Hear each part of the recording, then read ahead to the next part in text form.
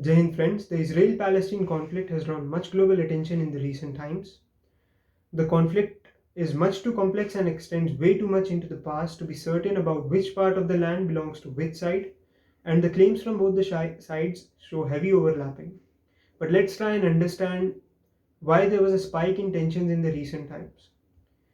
The recent issue revolves around Sheikh Jarrah, which is a neighborhood in East Jerusalem. Jerusalem is a site holy to three religions: Jews, Muslims, and Christians.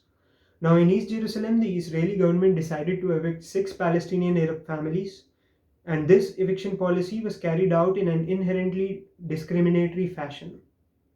This drew much global flack and evoked protests from the Palestinian families. These protests soon turned into violent clashes with the police, which later entered the Al Aqsa Mosque and fired rubber bullets and stun grenades on the Palestinian Arabs. In response to this, Hamas, which is a self proclaimed ruling authority over Gaza Strip, a part of Palestine, issued an ultimatum to the Israeli police, saying that it must immediately stand down from Al Aqsa Mosque. And hours later, Hamas fired rockets into Israel. In retaliation, Israel launched 130 or more airstrikes into the Gaza Strip, and so began the fight of an eye for an eye. Now, it is not clear which side is to blame for the larger picture, but clearly the recent events were caused due to the discriminatory eviction policy from the Israeli government. Now, in no direct relation to the ground realities of the conflict, the entire world is now dividing into two factions: the Israel supporting and the Palestine supporting. Now, as a growing and developing country, the question inevitably arises: what is India's stand on this issue?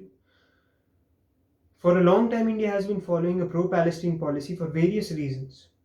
The reasons are to gain popularity among the Arab countries, as we import a large amount of oil from the Arabian countries, and around 7 million people, 7 million Indian citizens work in the Arabian countries and serve as a good source of foreign exchange supply.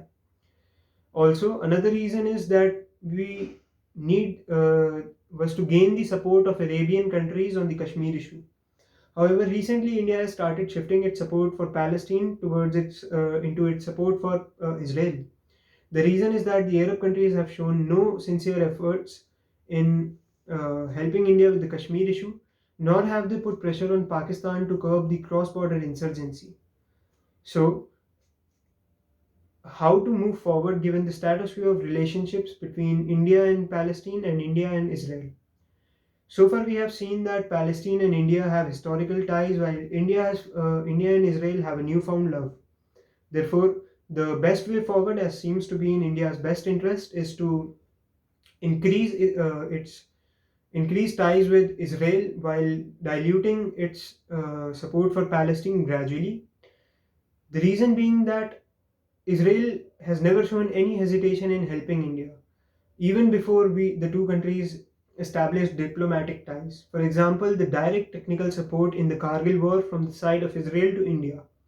Palestine, on the other hand, has been reluctant in helping us make a strong foothold in the Arabian world. Now, the question also arises that if we dilute our support for Palestine, would we not lose out on the Arabian oil supply? We must not completely eliminate our support for Palestine. Uh, Instead, we should dilute it gradually while increasing our ties with Israel. And about the Israeli oil supply, the Russian oil has recently come up as a good alternative. So, for the time being, we can afford to dilute the support for Palestine, not completely eliminating it, and also not supporting violence as the solution. Uh, so, that's the way for India. Thank you, gentlemen. Jai Hind.